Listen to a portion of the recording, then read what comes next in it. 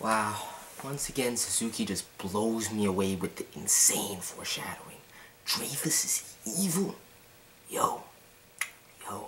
And the amount of time I had to sit on this and ponder it, and I never fully grasped it. I thought the dude was dead. I thought legit he sacrificed himself, but everything that Guild Hunter outlines makes perfect sense to me. The fact that he's aligned with the Demon Clan now. If you look back, like I believe it was like around chapter 20 something, when Dreyfus, when Guild Thunder, the moment that Guild Thunder is referencing, when Guild Thunder and Haas return from their mission, and he's reading the book about the Demon Clan and talking about the prophecy of the Holy War. When Gauther first confronts Dreyfus, you know, during the Elizabeth rescue arc, and Gauther's like, yo, there's something weird about Dreyfus, there's something off about this man. There's so many signs, and then when Guild is like, yo, Dreyfus is one of the most skilled Holy Knights we've ever seen. There's no way he would just slip and accidentally hit Elizabeth. Unless they were inclusion and they were working together.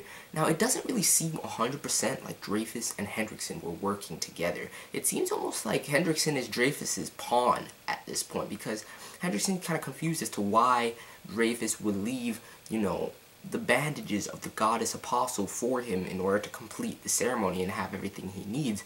Clearly because Dreyfus is working with the Demon Clan.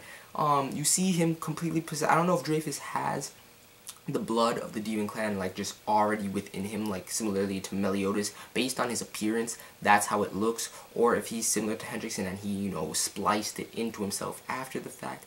I'm not sure. I don't know if he's like Guild Thunder and Hosser, you know, and Grimoire kind of saying that he must be an entirely different person. It's not the Dreyfus that they know.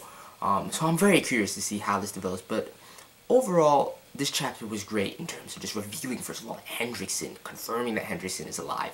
I already guessed it, but I didn't know in what capacity, whether he was dead and, you know, he was going to come back from the capital of the dead or whatever, or, you know, whether he was just completely wounded and going to be resurrected somehow. Like we see, he's completely fucked up. His whole lower half is missing, his arm is gone, and Dreyfus revives him with his blood, so to speak. So I'm really confused at the same time as I am just shocked and amazed at how well this was developed and foreshadowed.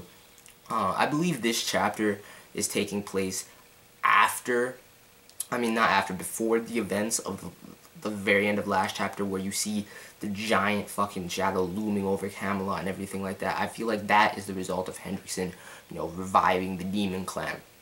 So I'm really interested to see what happens next. I honestly did not expect this. I really did not expect Dreyfus to be in on this in some capacity, but when I look back on it, all the signs were there.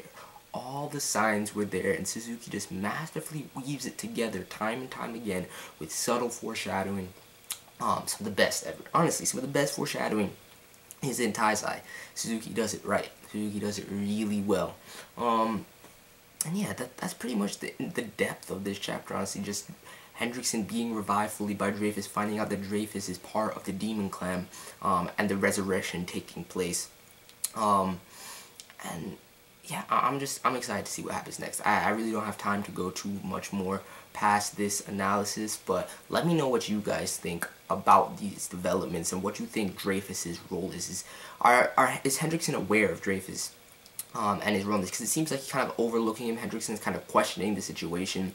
It seems like Dreyfus has probably been using Hendrickson this entire time, manipulating him, and everything like that. So I'm really curious, are they working together? Because then at the same time, if they weren't working together, it doesn't make sense that, you know, when Hendrickson like seemingly obliterated Dreyfus, if they weren't working together, that would be the only way that he escaped from that, and it was just for show and whatnot. So I'm really confused, but at the same time, everything kind of makes sense to me. So it's really weird. I just need to I need to get more. I need to get more Taizai greatness. So let me know your thoughts on this chapter, any predictions or theories you might have concerning all of this, and I'm out. Peace.